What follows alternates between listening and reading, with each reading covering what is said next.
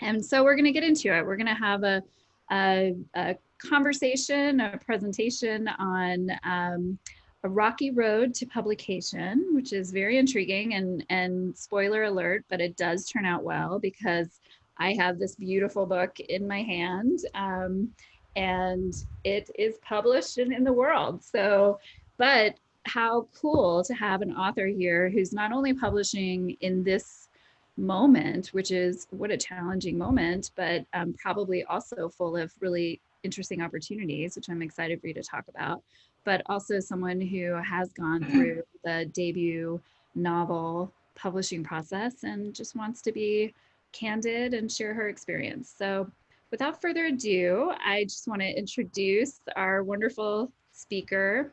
Diane Zinna is originally from Long Island, New York. She received her MFA from the University of Florida, and went on to teach creative writing for 10 years. She was formerly the executive co-director at AWP, the Association of Writers and Writing Programs, which hosts the largest literary conference in North America each year. In 2014, Diane created the Writer Mentorship Program, helping to match more than 600 writers over 12 sessions. She lives in Fairfax, Virginia with her husband and daughter, and The All-Night Sun is her first novel. And I will just say that beyond just being a wonderful writer herself, she is the epitome of someone who gives back to this community that they love and who really does have an affection and a generosity when it comes to other writers. So we are so lucky to have her here today. I'm going to stop sharing my screen and we'll get right into it. But I will say, you guys, before we virtually applause, that if you have questions, put them in the chat box. I'll be gathering them through the conversation and we'll circle back to them. But without further ado, please welcome Diane Zinna. Thank you, Diane. Thank you so much. Thank you. And I'm so pleased to be here with all of you today. I know some of the people who were part of that mentorship program are listening today, and that means a lot to me. And I want to just say a huge thanks to Becca, who has been such a model for me about, being part of the literary world, being someone who gives with a heart of service to other writers. And I'm just really grateful to know you and for all that you do for all of us. So thank you. And I'm going to be really candid today. I'm going to tell you all about the really rocky road to publication for The All-Night Sun. It really was super interesting, I hope. I hope along the way you'll find some inspiration for your journey. The book was 13 years in the making. 13 years ago, I woke up from a dream and I had dreamt this feeling of a book. And I raced to my computer. It had never happened before, never happened since, unfortunately. And I quickly sketched out 20 chapters of this book about a woman and a friend who were traveling by train through Europe, and the train stops in Paris, and the woman gets off to use the restroom in the bottom of this train station, and she walks in, and the walls are just full of art, and in walks a past lover, and she has to make the decision whether to go back onto the train with her friend and continue that journey, or to stay with that lover. And The All-Night Sun, the feeling of that dream is still really inside there for me. I can feel it. Paris really quickly became Sweden because it was a country, and Stockholm was a city that I knew really well. The underground bathroom full of art, which was just bizarre. It became, and maybe always was, the underground subway stations in Stockholm, which are considered the longest art gallery in the world. Every station, you emerge into it and it feels like you're in this womb of art. It just fills you and surrounds you. And the sense of someone having to choose between two sides of themselves is very much present in my book. It's a book about grief, and it's a very personal story for me. Maybe that's why it took me 13 years to see it through. But in the story, there's an adjunct professor who's teaching at a very conservative college, and she's long been grieving the deaths of her parents on her own. And into her life, into her classroom, walks this really exuberant international student named Siri. And They form a really fast friendship, as so many female friendships can be, right? They bond really quickly over grief. And they, to Lauren, Siri feels like everything that she wishes she could have been if she had not lost her parents so early on. She's another version of herself in a way. And when that girl invites her home to Sweden for the summer break, it feels like she's inviting her into a respite from grief. She says, everything's going to be green and fresh and new and just thawing out. And that feels like a possible thawing out for Lauren. And so she risks everything to go, including this job that she has seen as a lifeline for so long. And when she gets there, she realizes that no matter how much sun there is, no matter how good a friend you're with, you still have to go through grief to get to the other side. And I went through a similar journey with this book. And I thought what I would tell you about is the journey and how I had to go through it to get a book that really represented my own voice. I hope that it'll give a lot of you a feeling and the confidence to continue writing in your own voice, even when there might be a lot of people telling you otherwise. So, I sold the book. Let's start there. I sold the book for the first time about 4 years ago. I sold it to a nice big 5 house. I had been looking for an agent for 2 or 3 years, and here was my moment, right? And very soon after I sold it and was finished celebrating, the editor who acquired it decided to move on to another publishing house. She went on to Harlequin, and she left me and this contract behind with the first publisher. And that's how it usually works. I was considered orphaned. I was an orphaned writer, and I was eventually reassigned to another editor who was a little bit higher up in the chain. Everyone told me she was amazing, so good at her job. And I felt really confident that we were going to be able to make it work. And so I remember we met at a diner and I ordered like banana pancakes with caramel syrup to celebrate. And she ordered dry white toast and a black coffee. And that should have told me right away that maybe we weren't going to match. But what she wanted from me that day, she said, I love your book. I love the story. This story of grief is really compelling to me, but I want to hear you tell it in a linear fashion. In my book, if you've read it, you'll know it goes back and forth in time, which feels like, to me, grief. You're walking down the street, something that you see triggers a memory, and then you are in it. That's what grief felt like to me. And so I wanted to represent that on the page. And I've been working really hard to try to get that right. She wanted me to pull it apart in a line and tell the story day by day, how it happened. And I wanted to keep this book. I wanted to keep that contract. And so in order to show that I was willing to play along and to be a good client, I did it. And every step of the way, it felt wrong. And I knew it.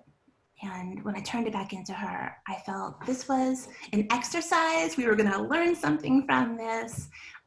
Maybe we'd pull out 1 or 2 key things, and then we'll go back to the way it was.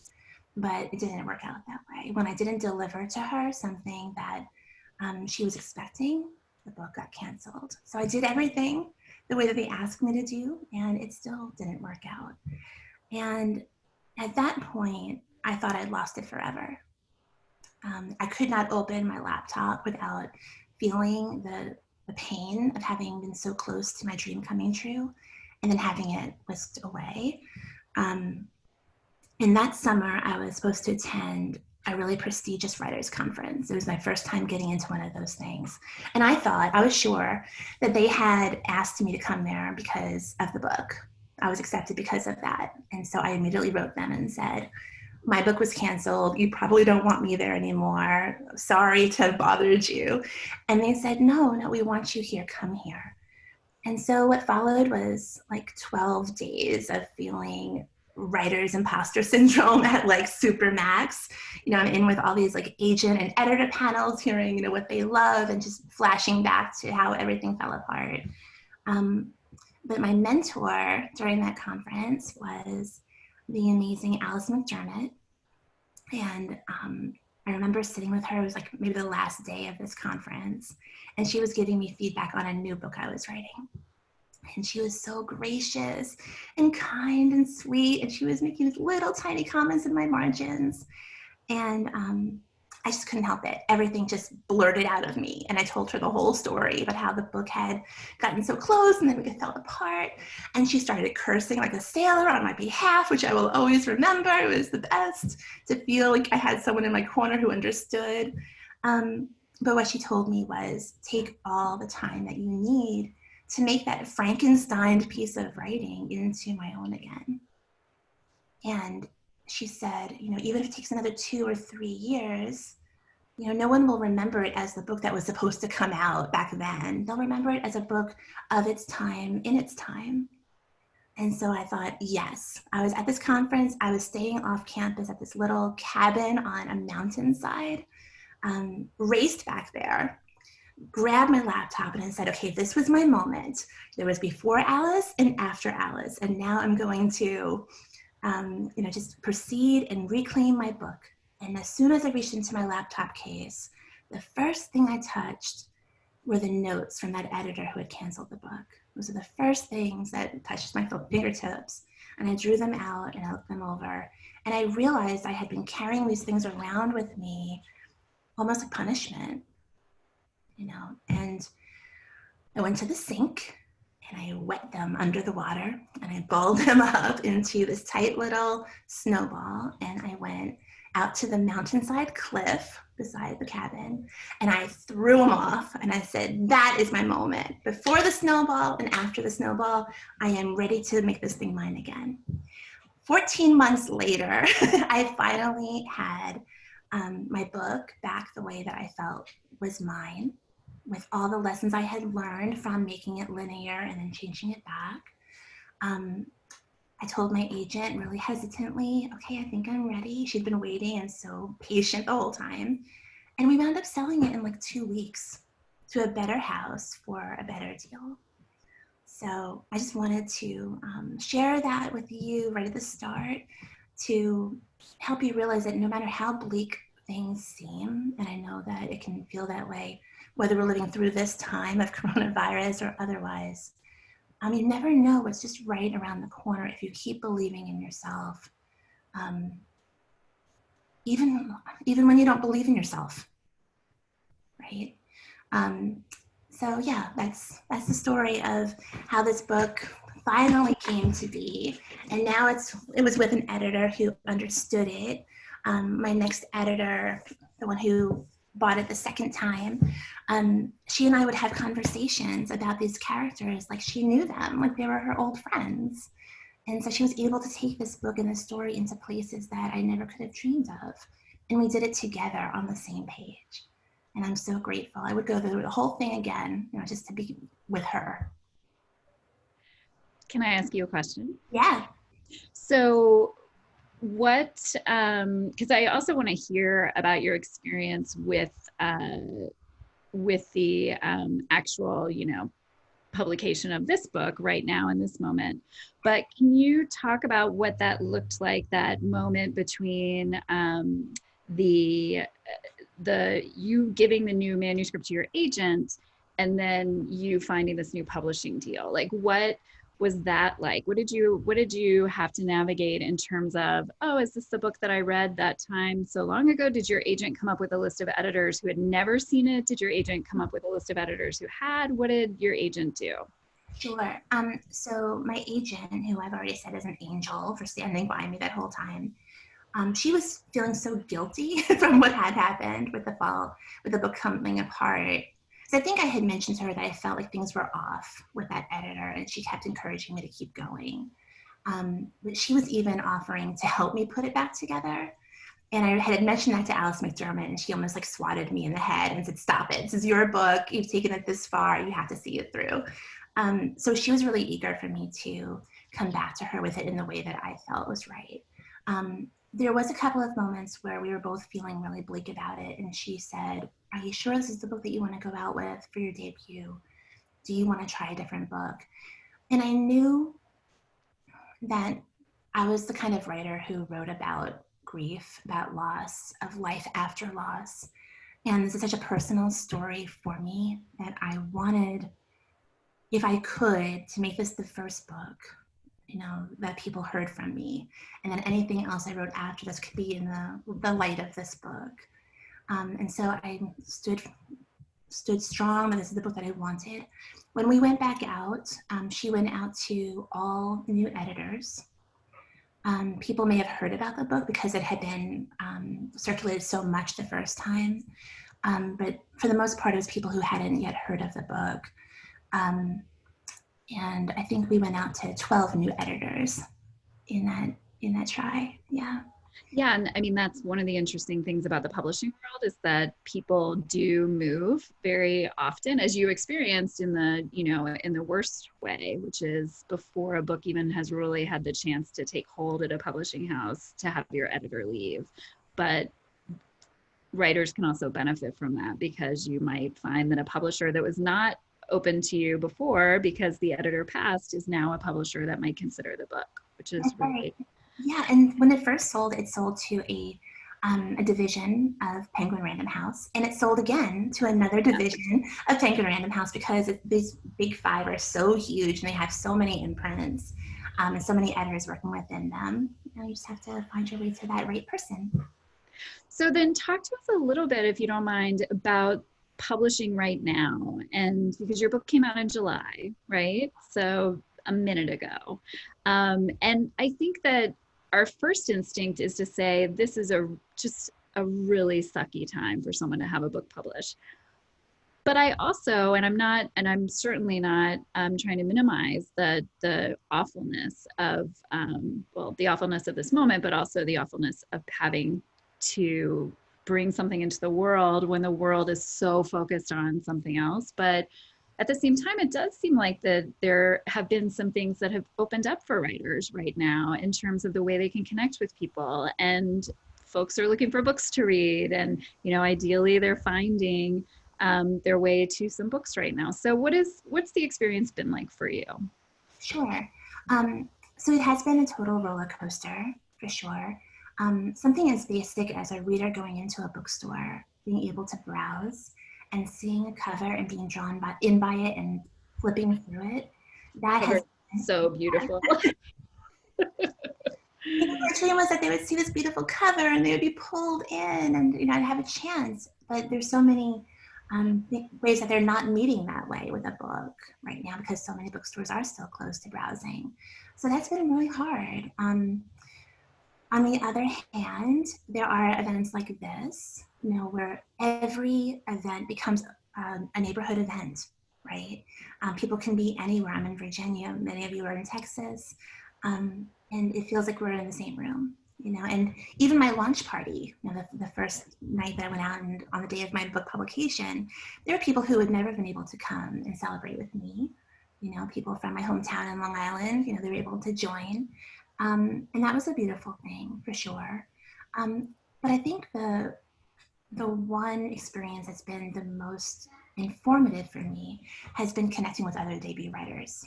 And this is something that is available to any debut author, really any writer, but in particular, the past few years, there have been these groups of debut authors who, usually on Facebook in a closed group, will get on and they'll share like publishing opportunities and publicity opportunities, just sort of like being there for each other as they go out into the world the first time. And we all joined in January thinking, oh, we're gonna just share some resources, but we have become so close because of what we've all been going through, our class, so to speak.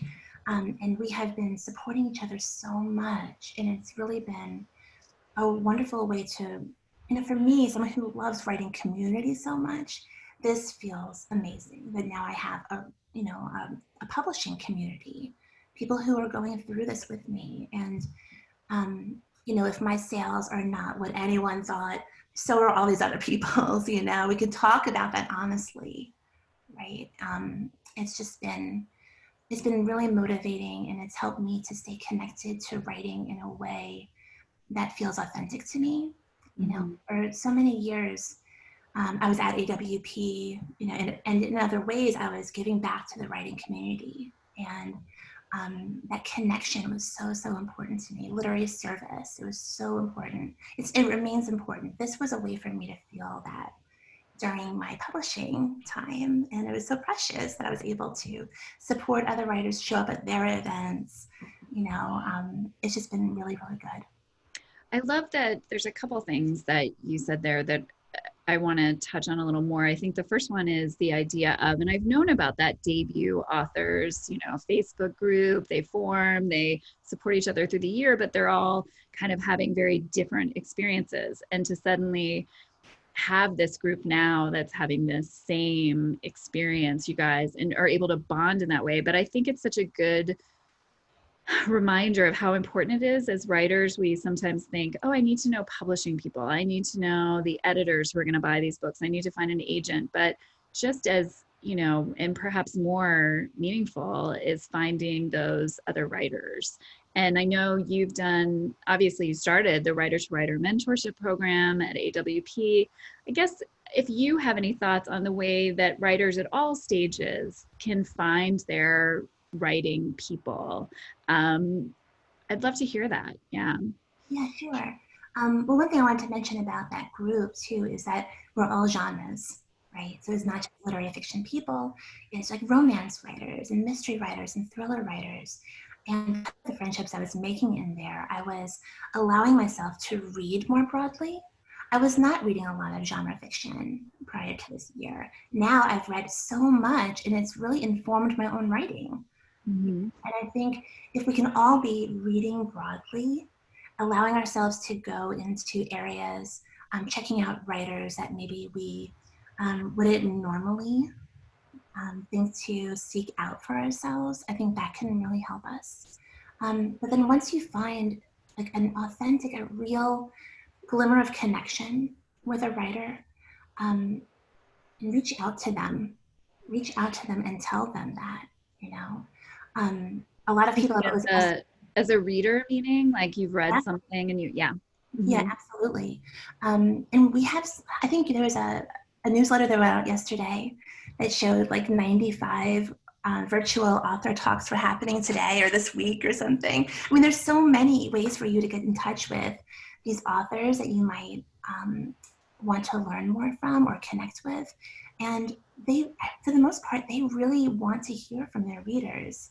And so by showing them that you've made this kind of connection, you never know where that conversation is going to go, right? A lot of people have asked me over the years, because I was running that mentorship program, how do I find a mentor if I'm not part of a group like that, a part of a group like AWP, or if I wasn't selected for that round? And it really comes down to thinking about how you connect with that other author and just reaching out to tell them that, you know, and you never know what that next conversation is going to be. I think a lot of mentors who had serving in the program, they would tell me that they came to the program because they felt like people would contact them and ask them straight up, will you serve as a mentor for me? Would you look at my writing? Would you look at my book? Right? And it just felt to them like they don't even know this person, right? But what the application process of Writer to Writer did was I was trying to match people on these points of connection. You know, what common obstacles were they facing in their writing? What similar things about their life stories existed? And that's where people were meeting, right? So if there's a theme that just keeps drawing you back time and time again, every time you open up the book, and that's what you write about, and then you find another author who seems similarly drawn to that kind of thing, that's your point of connection. Share that, and you never know what will come next. I love it. That's wonderful. So what would you say has been the best part of this whole like what is your number one sort of moment or takeaway from this entire rocky road to publication? I know you mentioned the new authors group, but I'm just wondering what other sort of epiphanies or moments you've had along the way. Yeah. I think the real thing for me is, you know, this book, it is extremely personal. You know, we've got a woman who travels to Sweden during a period of grief in her life. That was me. She was an adjunct professor. Yep. Formed a friendship with a student. Yep. All that was me, you know. And when this character speaks about grief, she's speaking in my voice. Absolutely. So there's a lot of my heart in this book. So a lot of people who know that, they've asked me, was it healing for you to write this book? And it was not. Nothing really felt healing as I was writing this for 13 years. It felt like I was working through something that was really, really difficult. And of course, it worked on me in some way, you know, but it didn't feel good as I was writing it for the most part. It felt like something that I was needing to do. But it's in the reception of the book that feels healing, you know, and the writers and the readers who have reached out to me and said, I see myself in this typically unlikable female narrator, you know, I see myself in this problematic individual. I see myself in her bad choices. I see myself in her version of grief. That is the most amazing thing to me, because there were a lot of people who told me when I was first going out with this that yes, I had experienced grief, but I hadn't yet learned how to write it. That there Well, was, that's always nice to hear. yeah. You know, they talked a lot about reader resistance, and you know, you don't want to be, you know, too much in their face right from the beginning with all your sadness, right? And there was a version of grief that I just felt like I needed to tell. It was what I knew, and I wanted to find the people who had experienced that, and they have come to me. You know, they have written, and that has been the most amazing thing, that they can say this was the book that I was meant to read. And you're right. I mean, Lauren is not an immediately likable character. And she does have some flaws, but she's also someone that you as the reader have a lot of empathy for immediately. And it feels to me like you did such a great job of that we could sit there and say, no, please don't do that, Lauren. But at the same time, then want to make sure that everything worked out okay for her. And I will say, having experienced the grief of losing a parent, that there are lines in that book that are just so true when it comes to the way that, you know, I think it's a universal, everybody has their own experience with grief, but then there's some very universal things that you kind of don't know until you know. And yeah, so you did a beautiful job with that. I think of grief as a crossing over. You know, once you've really experienced that, you don't really see things through the same lens anymore. Mm-hmm. And I'm so glad that you mentioned that you were wanting Lauren to behave differently. You know, some things that people have said to me are, I just love Lauren. I cared about her so much. I wanted just to shake her, take her by her shoulders and shake her and say, what are you doing? And in me, I'm like, you wanted to touch her? You wanted to take her by her shoulders? You wanted to hug her? Like, there was something even in that felt like compassion to me. And that's all I can ask, so that people will read with compassion and with a desire to understand someone who has been through something like this. Yeah. So our writing retreat is all about the craft and really focusing on whether you're starting something new or you're working through a project that you've been working on for a while.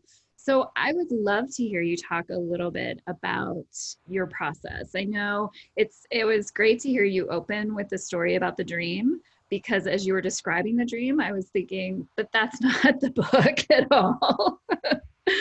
But you know, what happened next? You know, I know you sat down and started working on it, but did you plotted out 20 chapters? Were they nonlinear from the start, or was that something that you wove together later? Can you just talk about your process a little bit? Sure, yeah. I quickly diverted from that outline of 20 chapters, which I think is how I tend to work. I like to have some kind of rough outline, just that I can say to myself, I see a way to end this thing. And that gives me a lot of freedom to move about and divert from it. And so that's definitely what happened. You know, Paris immediately became Stockholm, etc. The going back and forth in time wasn't an immediate decision. That came a little bit later. I did start out in Sweden, but as I was telling the story of their journey through Sweden, I knew that there's a lot that Lauren was experiencing that wasn't going to be really understandable to the reader unless they had enough of her backstory. And so I thought, well, how do I work that in? And that's when I started to really come to terms with the fact that, you know, it's memory that she's working with more than anything. It's the invasion of memory in her day to day. And I wanted to express that. And so I went back and forth in time. I changed it to that. It had been back and forth every single chapter in an early draft. And as I was writing a scene toward the end where Lauren starts to have maybe a breakdown where she really can't control the division between memory and reality anymore.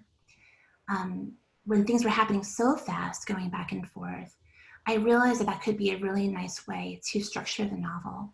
And so in the beginning, it feels very measured. You know, first we have a chapter in Sweden, then we have a chapter in Washington, D.C., and it goes back and forth. But as things start to amp up for her and the stakes become higher, it goes back much more quickly, back and forth more quickly, paragraph by paragraph almost in certain places, until things that were happening earlier in the book begin to invade even her storytelling of the current day.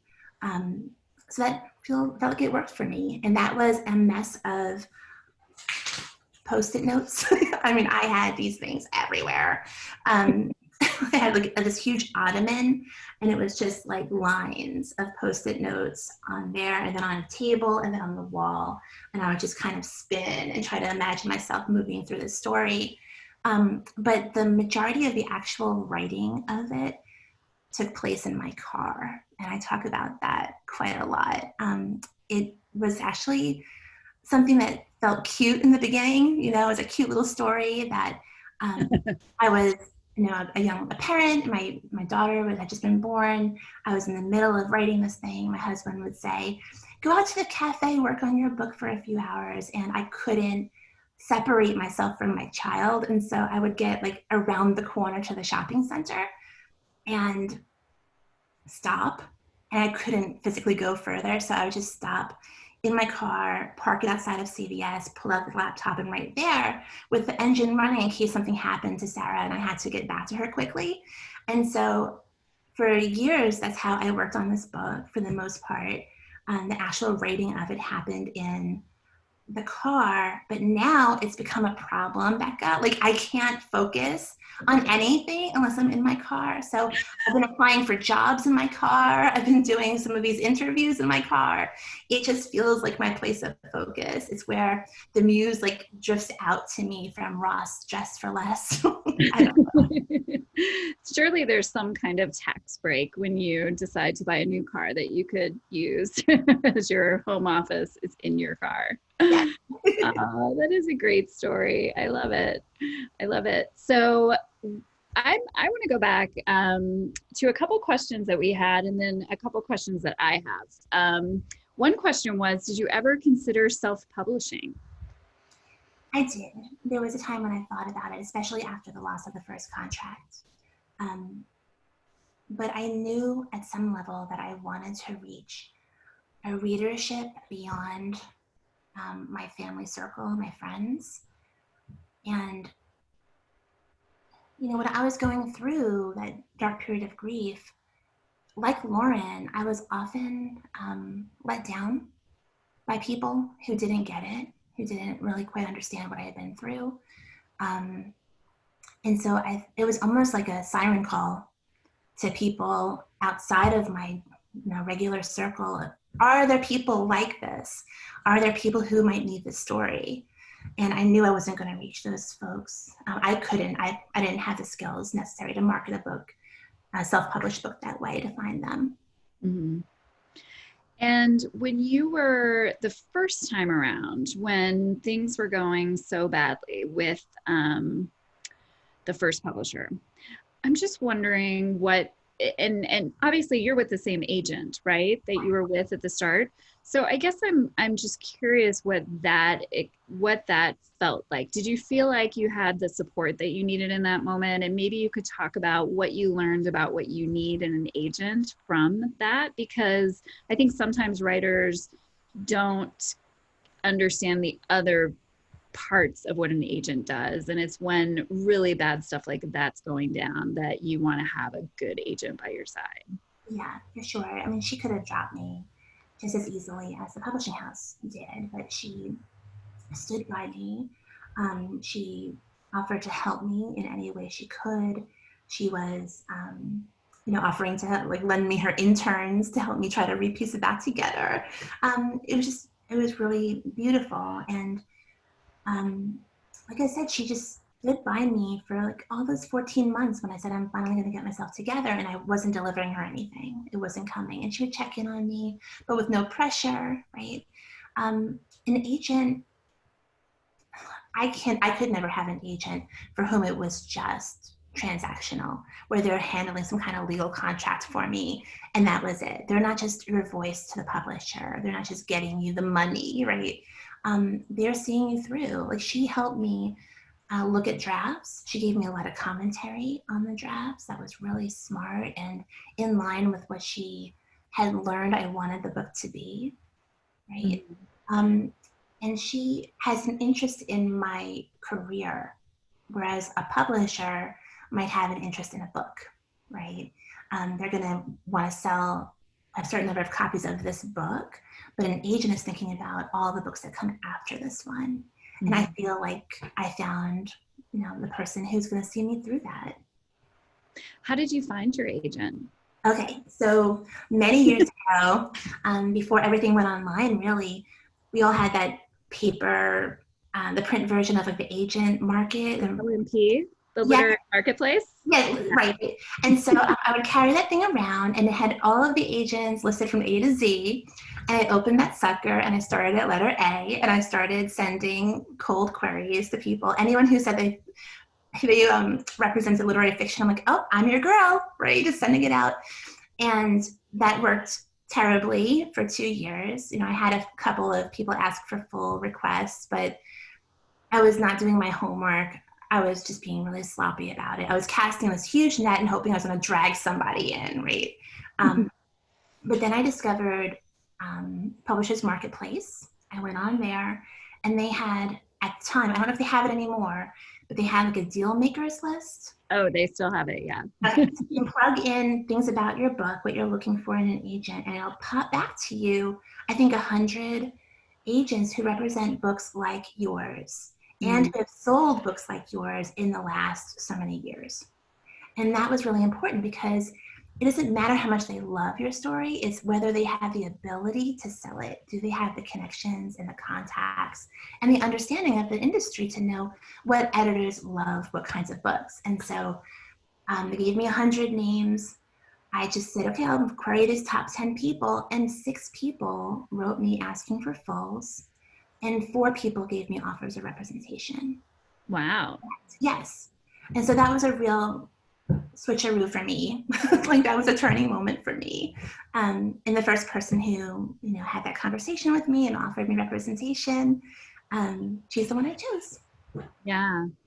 I didn't know about that additional service. I know on Publishers Marketplace, you can search, mysteries, and you can search all of the books that have been sold recently since, 2002, I think at this point, but there was actually a way to search specifically for agents with like a certain number of, or certain types of books that you were, wow.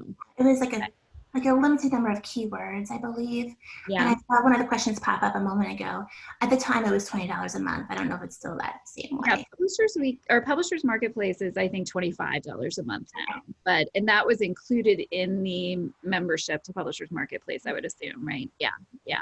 Yeah, Publishers Marketplace is definitely a game changer for folks. If you really, sometimes it can be tough to first figure out exactly what you're writing, meaning how do you describe what you're writing in a way that's going to accurately bring the agents to you that are writing or representing the same thing. But But once you figure that out, that's great.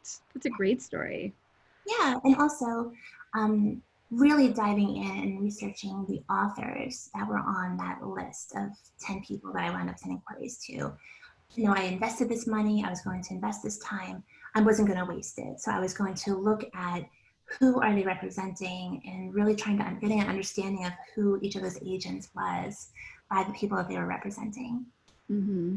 That's wonderful. Um, so what other advice, because we don't have a ton more time, and I definitely would encourage anyone who has any questions, throw them in the chat box because we will get to them. But do you have any other advice for writers who are in this sort of middle place where they're working, they're crafting, but maybe they have an agent, but they don't have a publishing deal, or maybe they don't have an agent yet, but they're serious about their craft. They're fine tuning a manuscript. What are the sorts of things that, with the amazing, perspective you have from what you've done for a living for so many years, and then as a writer yourself, what are the things that you wish you had put in place, or that you put in place that really served you well as you were starting and moving through this whole process? I don't know, Becca, I was a mess. As my story kind of explained, I was sort of going all over the place. I was trying to people please and agent please and editor please, and I was messing up a lot, and so it was a really long story to getting published, but it was also a really long story to getting to an understanding of the writer I want to be in the world, right? And, who do I want to surround myself with? What kinds of positive experiences do I want to bring into my life? That an MFA is not the end all be all, right? That there are so many people right now who are maybe even more healthily seeking out the kinds of formative experiences for themselves that are going to help make them the kind of writer that they want to be in the world, right? With my MFA, I didn't have a great experience. I think that was one of the reasons why my time at AWP was so important and why that mentorship program was so important to me, is because I didn't have a positive experience in my MFA. There can be destructive writers groups, and there can be destructive writers programs. When I was there, this is in the late 90s, I was really the only female in my program with all male teachers. And we were a tiny program. And so my writing over time came to try to impress the voices, the ears in that workshop, right? And so my writing took on a much more cynical, sarcastic tone, and all the stuff that I, felt like I was doing right, which was trying to be an inventive writer, all of that got amped up because they were praising that a lot. But if I ever tried to broach sentimentality or write a family story, it wasn't met with the kind of positive feedback that was going to make me improve. And so it took me a really long time to find my way back to my voice after that program. And in the years after, I sought out, one-day lectures and virtual experiences like this one, and conferences, and trying to put myself into environments that could feel more supportive to me, right? Just trying to be really conscious about what you're wanting that will help you, and also who you want to be at the end of it all. So you've said the phrase that I really like, the writer you want to be in the world. So who is the writer that you want to be in the world? I want to find ways always to be of service. I loved my time at AWP, and I love my time running that mentorship program so much. And there are so many things that I've learned since then, with the publishing of this book, that I feel like can be of service in other ways. So I want to be the kind of writer who shows up to support others. I want to be the one who reviews, and reviews constructively and positively, and who recognizes the amount of work that every single book on the shelf takes to get there. Mm-hmm. Maybe it doesn't take 13 years in a story like mine, but every book has a story, and recognizing and honoring the obstacles that that writer overcame to put it there for us to read. Yeah. You're so great. Why don't you move to Austin and you can come work with me at the Writers League of Texas? Uproot your life. So, do we have any questions for Diane? Guys, you have a captive and brilliant and full of great words of wisdom writer here. So, if you have anything you want to ask, you can throw it up in the chat box. But I want to ask you about Sweden, because I know you went there. You spent time in Sweden. Did you go back when you were working on the book? What sort of research was involved in kind of really nailing that setting? Sure. Right. So I went at that really critical point in my life when I was in this deep period of grief with this new friend, and she allowed me to stay with her family, and we traveled around. And so a lot of the places that Lauren and Siri visit when they're in Sweden are places that I visited when I was there. Though a lot of the similarities between Siri and my friend, they end after, the first few pages of this book for sure. But I wound up introducing my friend to her husband years later, or the person who would become her husband years later. And they got married over in Sweden. And so I was right in the middle of, finishing this book. And so I was able to go back with my manuscript and visit all of those places again.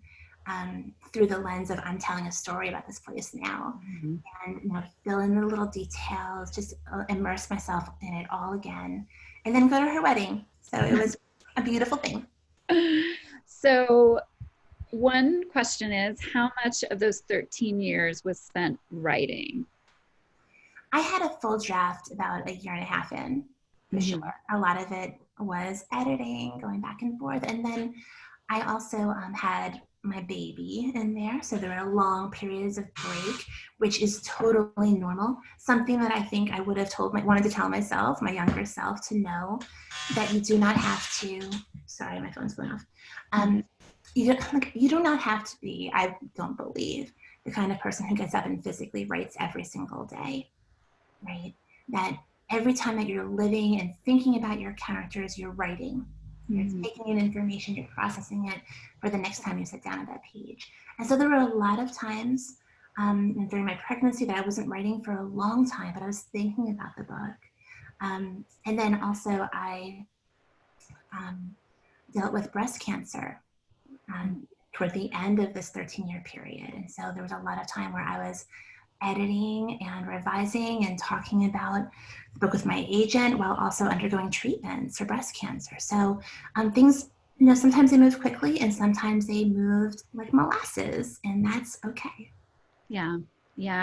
And I think when you first start hearing authors talk about their experiences and you hear 13 years, it sounds like a lot of time. But then the more you listen to authors talk about their experiences, you realize that really exactly that. You could be writing something, and not actually writing. You're just working on it in your head constantly, and 13 years flies by. And especially if major, life events are happening in the middle of it. I do love this question. What did you learn from going linear with it? We'll call it going linear.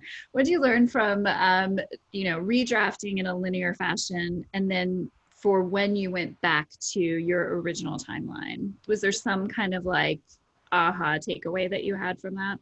Yeah, for sure. I had some plot holes, especially in the backstory component of it, about like what had actually happened to Lauren, what actually happened to her parents. And so going linear allowed me to really spend some time thinking about those things.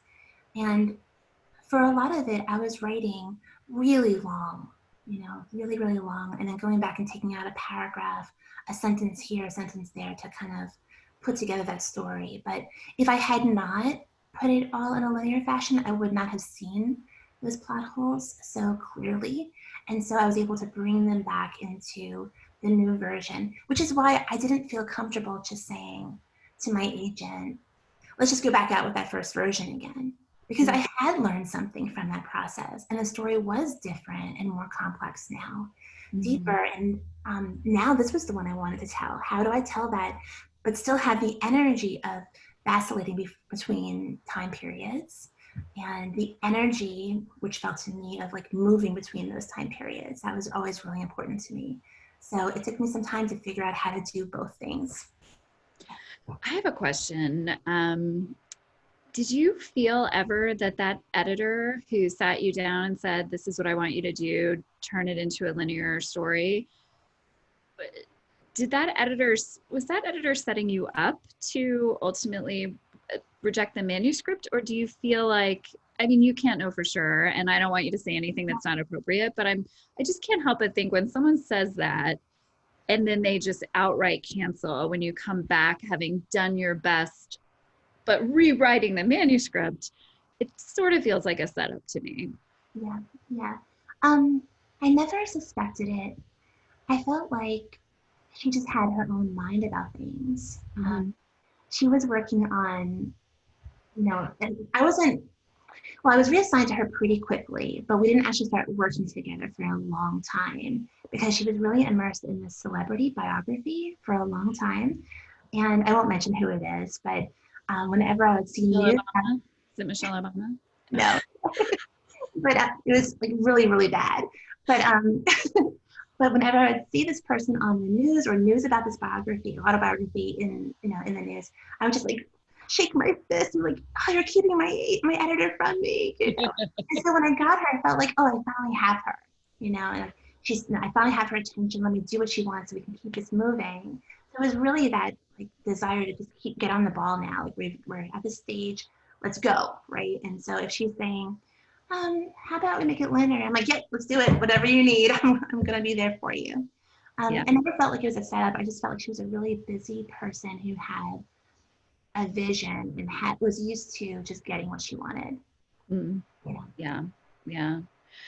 The last question I want to ask you, because I know we have to let you live your life, but somebody asked this, and I'm going to ask you one more after this, but what you said, I love when you talk about going to the MFA program, but not really finding your voice or being able to be true to your voice there. So, assuming, and I want to hear what you're working on, or I want to know what you're doing now as a writer, but how do you stay consistent or true to that voice now? Like as you're approaching new projects, what is that voice?